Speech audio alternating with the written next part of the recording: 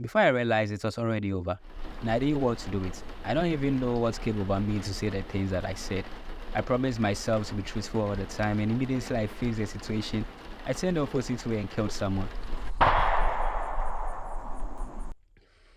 I did this without thinking of the consequences it may pose.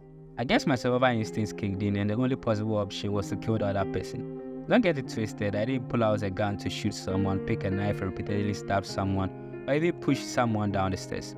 All I did was tell a lie. But I feel like I should stab and push someone over and over again. And this has been ringing in my head ever since it happened.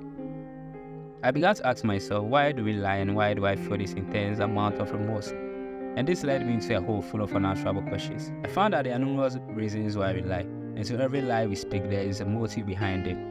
Some with good intention while others are evil-based. This is why I find myself confused because the lie that I was told happened on a whim. I didn't spend days devising a master plan on how to bring that individual down. I didn't even know it was going to have that much effects on the other person's life.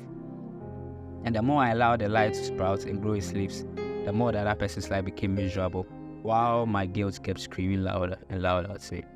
Looking back, I could have said the truth and be free from all this. But it seemed so perfect at that time. Everyone gave the same answers. And I wanted to be part of the flock and not the black sheep who couldn't go with the flow. The flow was smooth and bright, already carved up. And it felt like my little contribution would not make that much of a difference. But I guess I was wrong. Although my words on its own were insignificant, the combination of lies stood by the flock made it so grand no one could escape it. Little drops of water indeed make a mighty ocean. I watched it all and it was gory. The person's decline from grace, the relationship with the family, co-workers and how the society viewed him were all so bitter. No amount of good actions could wipe the bitterness of all those who saw him. I could see the burden he carried around and the disgust he had inside towards those he called friends. I killed his desire to make friends. I killed the trust people had in him.